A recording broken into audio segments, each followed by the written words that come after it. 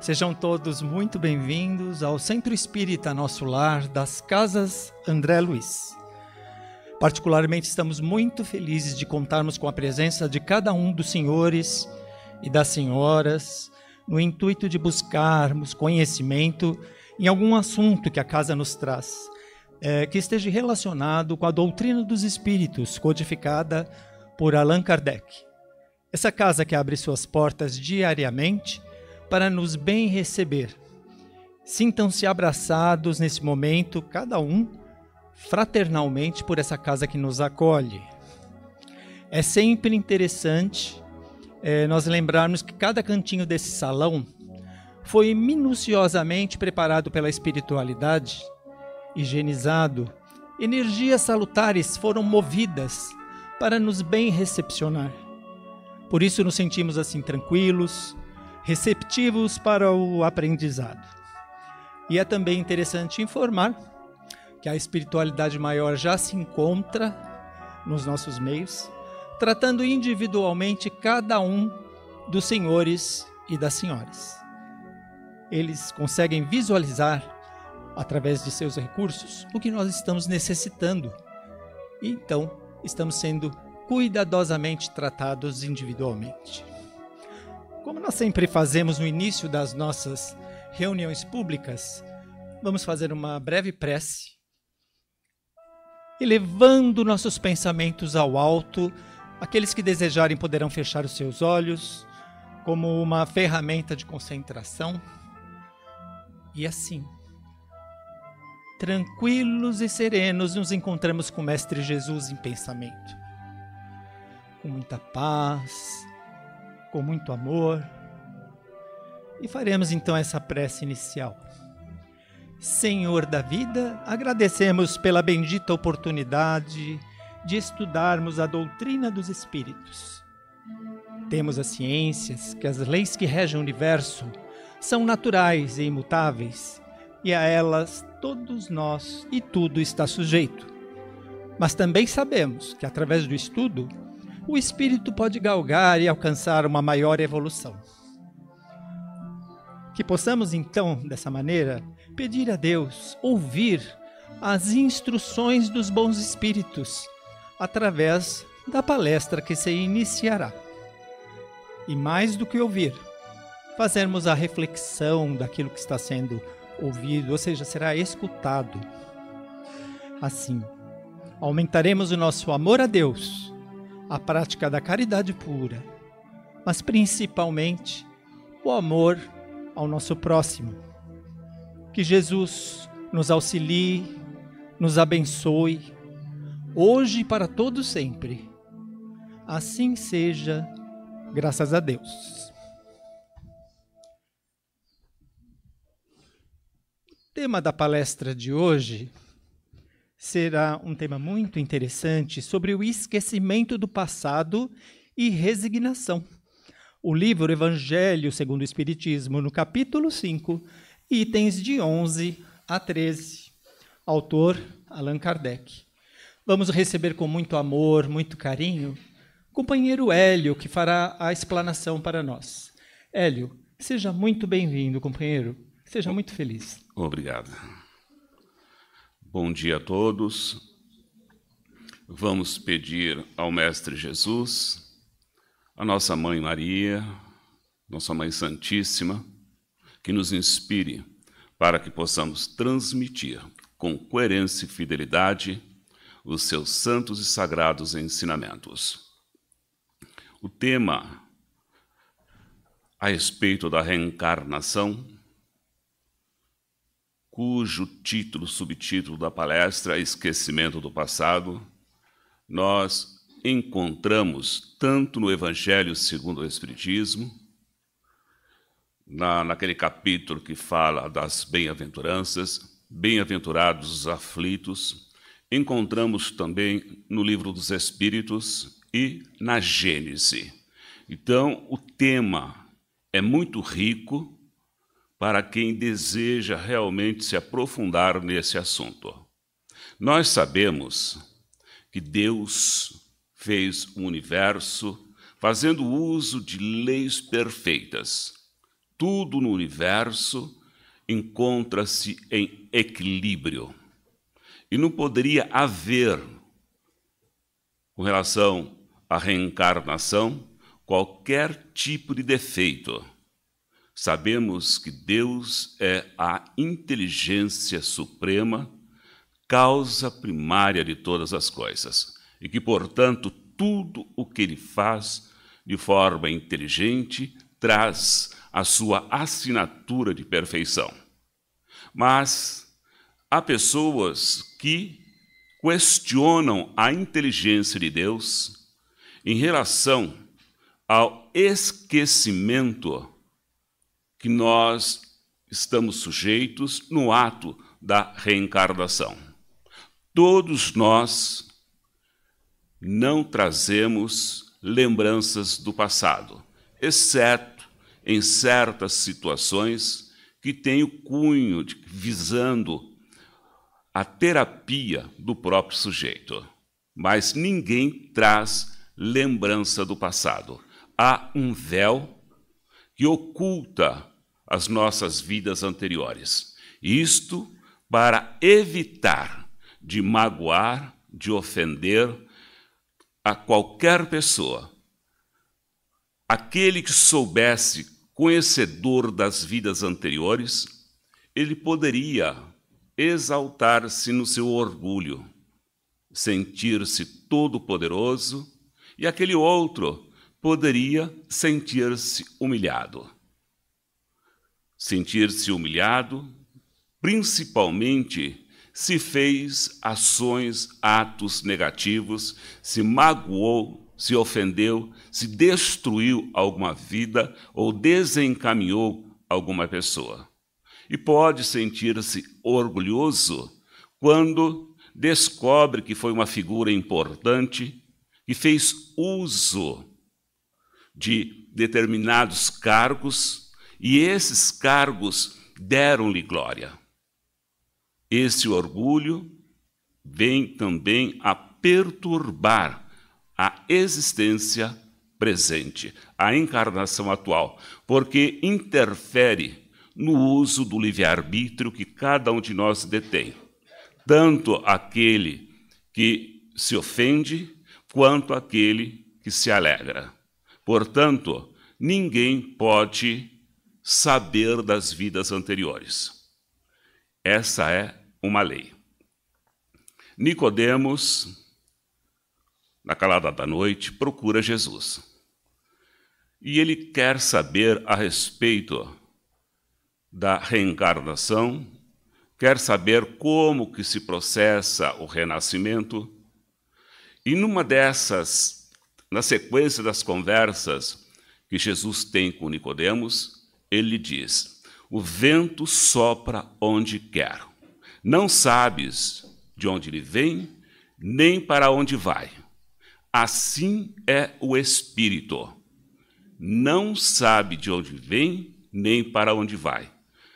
Interessante essa colocação de Jesus, porque a doutrina espírita, com Kardec, vem apenas confirmar essa orientação dada pelo Cristo a Nicodemos.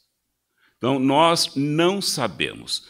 E talvez a única pessoa, o único espírito que encarnou na Terra, conhecedor da sua origem, sabedor de onde vinha e para onde ia, é o próprio Cristo. Não existe mais ninguém que tenha esse tipo de conhecimento. Isso porque, na questão da reencarnação, o espírito que se encontra na pátria espiritual, como espírito errante, aguardando o seu retorno à vida física, ele procura examinar os seus erros, verificar o que ele precisa para se corrigir e qual é o seu objetivo enquanto espírito, que é atingir a perfeição. Então ele percebe tudo que ele fez de errado na encarnação que acabara. E pensando nisso, ele começa a preparar a sua vinda, o seu retorno. Então ele vai buscar informações com aqueles espíritos que possam compor a sua família, a relação com os novos seres, vai buscar informações com os espíritos superiores, frequentar cursos, ouvir os espíritos mais experimentados e vai compor no seu mundo íntimo toda uma trajetória a ser seguida. Ele quer chegar na Terra e sair como um vencedor. Ele não quer voltar à pátria espiritual como se fosse um perdedor. Então, esse é o objetivo. Então, há o planejamento reencarnatório. O espírito participa de todos os detalhes da sua reencarnação e pede para que alguma coisa seja intensificada, outras diminuídas. Detentor desse projeto reencarnatório, ele então chega ao mundo físico. Só que há preliminares. Há a redução perispiritual, há o encontro com a célula-ovo, o germe, em que ele vai ser depositado no colo materno. O seu perispírito vai lançar certos cordões fluídicos e vai envolver esse ovo, esse germe, e ele vai acabar mergulhando nesse ovo, como se estivesse realmente mergulhando no seio da terra, como uma planta faz quando as suas raízes se infiltram no seio da terra.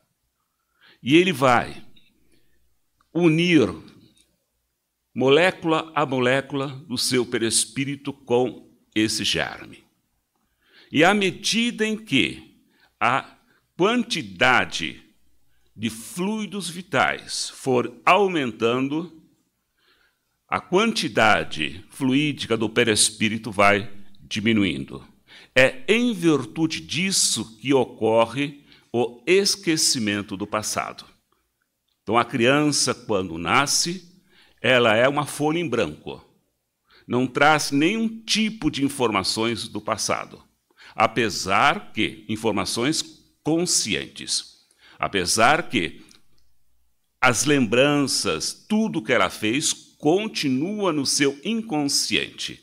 Então, nós temos a persona, que acaba de surgir, e temos o espírito, a essência, o eu-espírito, que está se manifestando. É um novo ser, com uma mente totalmente nova, com um cérebro totalmente novo, para poder, então, iniciar uma nova jornada. Esse espírito que já é antigo, ele surge como um ser novo, um ser virgem, para poder, então, vivenciar nesta nova vida experiências que o levarão a essa perfeição. Mas, lá no planejamento reencarnatório, ele se comprometeu a pagar ou a quitar determinados débitos para com a lei. A lei de causa e efeito vem cobrar. Então, nós temos as vicissitudes, as dores, os sofrimentos do passado que chegam. Mas temos também os problemas que vão surgindo na encarnação atual. E para que ele não se sinta atordoado com essa memória do passado, que ele não tem, já que é um esquecimento, mas que existe no seu inconsciente a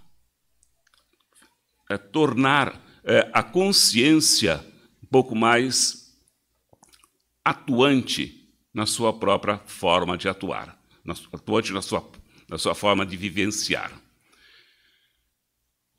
Nós sabemos que a vivência no plano físico se inicia com o respirar, o primeiro respirar da criança.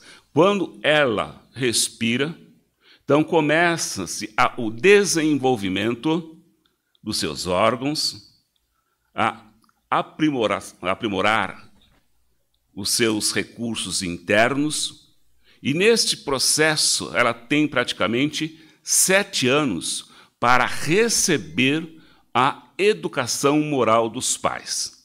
É onde ela vai, então, se confrontar aquela experiência dada pelos pais com aqueles valores que ela já possuía de vidas anteriores. Se a informação passada para a criança for ética, moral, elevada, nobre, ela acaba diluindo aquelas imagens negativas que ela possuía de vidas anteriores.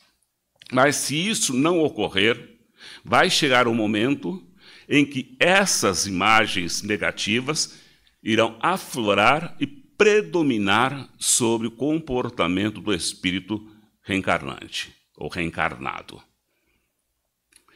Quando Jesus fala que temos que conhecer a nossa história enquanto espírito, porque nós não sabemos de onde viemos, nem para onde vamos, mas temos que buscar essas informações. Kardec nos coloca: nós não iremos deter esse conhecimento vendo o passado, o que fomos ou o que fizemos, mas poderemos analisar as nossas tendências. Qual é a tendência que predomina em mim durante o meu comportamento? É isso que precisamos analisar, porque aquilo que somos é que nos fizemos hoje, mas há tendências que nós não nos orgulhamos de elas se manifestar. E essas tendências nós precisamos colocar uma máxima de atenção para poder modificar esses comportamentos. Se nós não tivéssemos esse véu que obscurece a vida passada, se ela fosse, se apresentasse de forma pura para os nossos olhos, certamente nós nos frustraríamos muito, principalmente quando percebemos que aquele ser que compõe o nosso núcleo familiar nos dias de hoje, porque as pessoas que compõem o nosso núcleo familiar hoje são as mesmas pessoas que já conviveram conosco no passado. Então, se não houvesse este véu, nós nos complicaríamos e muito em ver aquele ser que me magoou, ou aquele ser a quem eu dei tanto amor e que me traiu, convivendo tete a tete comigo. E é claro que, na presença de sentimentos antagônicos, o nosso ódio, o nosso rancor, o nosso desprezo aumentaria e muito. Com esse véu a ocultar o passado, mesmo que a pessoa que esteja ao nosso lado hoje, mesmo que ela tenha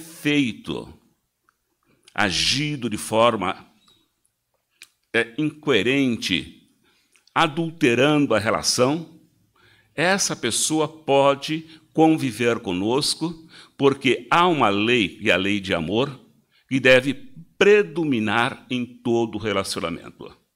Por isso que a reencarnação é um caminhar em direção ao aperfeiçoamento. Deus não cobra e nem critica nenhum ato feito no passado. Ele não quer ser juiz e não quer que nós também nos tornemos juízes daqueles que hoje compõem o nosso núcleo familiar. Por essa razão, este véu do esquecimento. Por essa razão, a ação necessária em prol do bem. Quando Jesus encontrou os 10 leprosos que saíram de um cemitério e que pediram: mestre, cura-nos.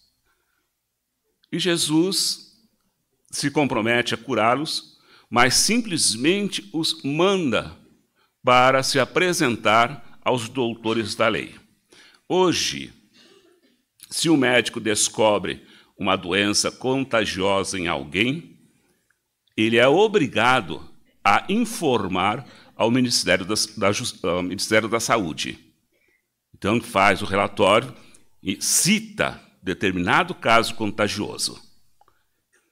Na época, não havia médicos que realizavam esse tipo de tarefa.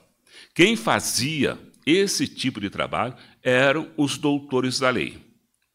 Os doutores da lei recebiam os doentes e, se ele tinha uma doença contagiosa, por exemplo, como a lepra, ele tinha o seu nome riscado do livro da vida e encaminhado para o vale dos leprosos. É por isso que, quando os 10 surgem próximo a Jesus, ele os cura, porque no caminho que eles vão sendo curados, de 10, apenas um único retorna para agradecer a Deus. E Jesus questiona, mas não foram 10 os que se tornaram sãos? Cadê os outros 9? E diz a esse que retorna: a tua fé te curou. Vá e não peques mais. Jesus, já naquela época, associava as nossas dores, os nossos sofrimentos, as nossas doenças com o pecado. Sabendo-se que pecado é o nosso mal agir, nosso mal pensar, o nosso comportamento equivocado. Infelizmente, nós trazemos uma noção de pecado equivocada, que não corresponde com a noção que Jesus transmitia na época. Mas qualquer pensamento equivocado, a pessoa já está pecando. Até mesmo na questão de olhar, um homem que olha a mulher desejando-a no contexto sensual, sexual, ele já está cometendo pecado com essa mulher. Então, o pecado habita dentro do ser. Ou seja, esse espírito torna-se escravo do pecado. E Jesus diz ainda: em verdade, vós conhecereis a verdade, e a verdade vos libertará. Quando Jesus pronuncia essa frase, alguns judeus estavam presentes, e eles retrucam junto a Jesus: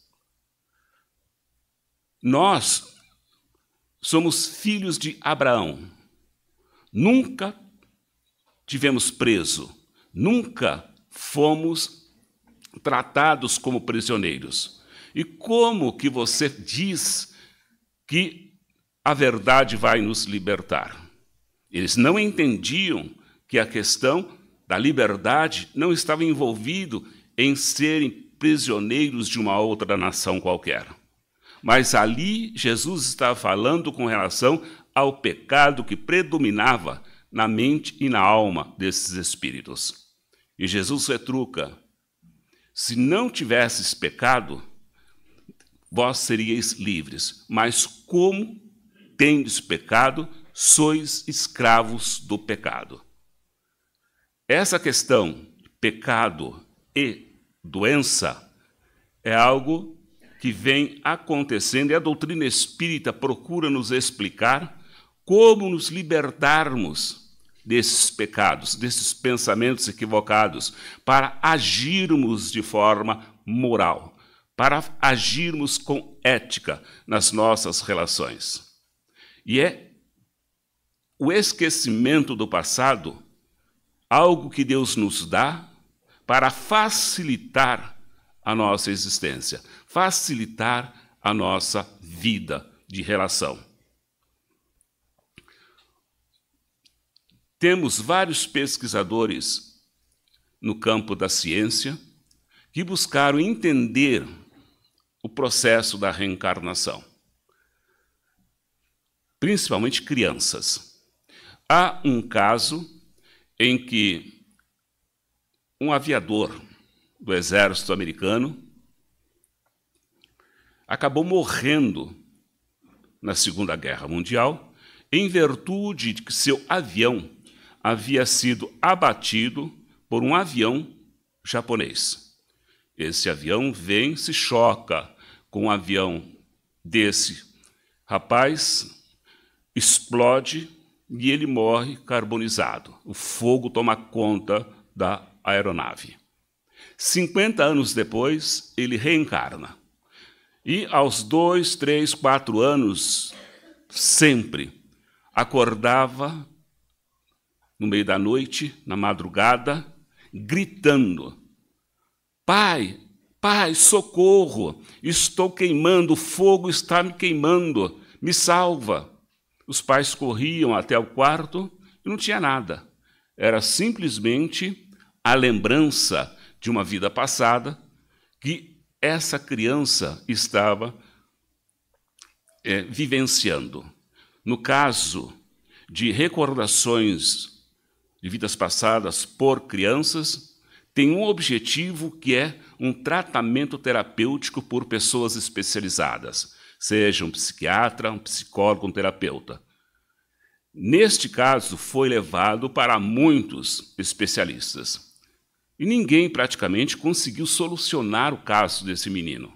Ele tinha já uma base de 11 anos, quando surgiu uma terapeuta que se interessou pelo caso dele e começou a analisar, a buscar as informações que ele trazia e a buscar onde é que isso tinha acontecido. E os próprios livros, as revistas que tratavam da Segunda Guerra Mundial, ele apontava: foi aqui que eu morri, aqui é que eu vivia. E essa especialista, terapeuta, foi até a região onde ele diz ter vivido na encarnação passada. E lá se descobriu que ele tinha uma irmã, que tinha amigos, todos muito velhinhos. E aí ele questiona junto à irmã: você lembra do quadro que mamãe nos deu, que ela pintou e nos deu de presente?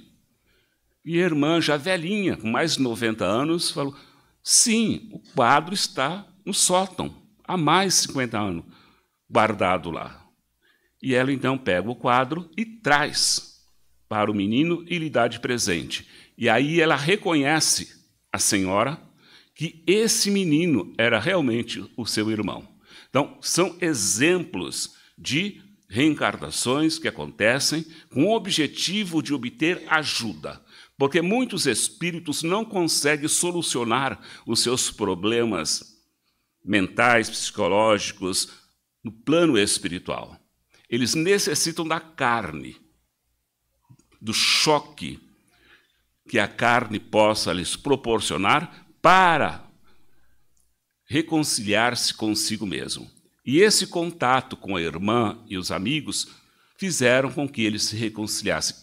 E acabou esse problema de acordar na calada da noite para poder pedir ajuda ou receber ajuda dos pais.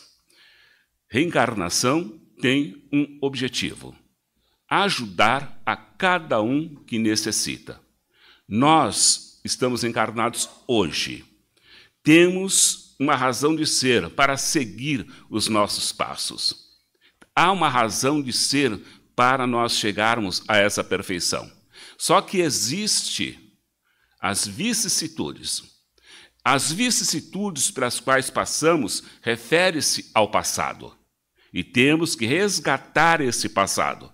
E temos também as provas. As provas referem-se ao futuro. Nós sempre teremos provas no nosso dia a dia.